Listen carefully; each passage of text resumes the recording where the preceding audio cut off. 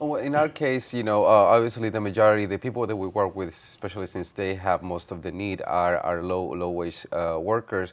But we have different other services where we offer that we offer for the community as a whole. For example, English classes. We have a lot of people from all different backgrounds. As Maritere said before, you have people who were teachers, psychologists back in their countries of origin, and they're now working in hotels or in other low wage industries. So we're trying to make sure that they acquire the skills that they need. English, first of all, GED, the ones who didn't complete their formal education, and connect them with works they can probably do besides the jobs, the first jobs they encountered when they came into the country.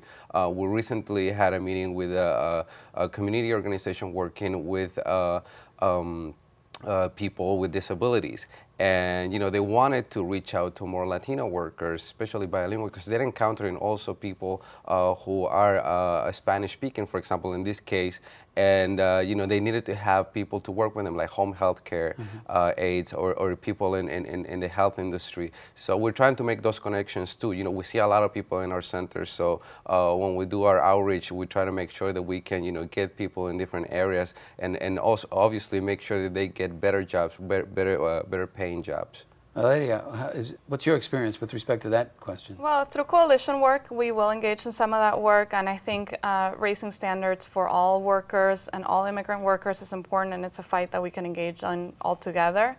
At our center, we focus primarily on low-wage and quote-unquote low-skilled workers. In many ways, they bring a lot of skills. Oftentimes, they have skills in carpentry, metal work, ferreteria, and a lot of these skills aren't used because they end up being construction helpers or second-tier construction folks because they aren't accessing the kind of skilled jobs that they could have. So job training, access to better jobs, job stability is something that quote-unquote low-skilled workers could use as well.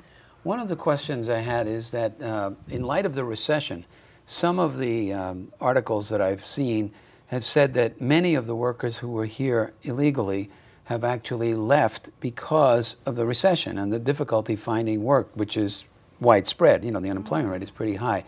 What have you seen? Is that happening, not happening? More people coming, fewer people? What's your experience? Well, I mean, I've read mixed reports. Some of them say that people have left. Some of them say that the flow has slowed down, which are different things. So it means the net number of people would be less. In the workers that we have talked to, they're suffering. Some of them who are marginally homeless are becoming homeless, meaning that sometimes they have money to pay for a room and sometimes they don't. So you're finding more and more people, more day laborers sleeping on the street. A few have talked about going back, but of course that has its costs as well. And there are some governments, for example, the Ecuadorian government, that is providing important incentives, and some people are going back with those incentives. What kind of incentives? Well, for example, you could work here and develop your pension over there. They also help you with other things if you decide to go back now in terms of access once you get there. But that's very specific, I think, to that country. I think in Mexico that's not really a reality, and there's different politics in the two countries. But yeah, the crisis is affecting low-wage workers, I think, the most. They're the first to suffer when there's a recession. For example, the slowdown in construction, right? Or for example, somebody who would hire a nanny doesn't have money for a nanny or for house cleaning anymore.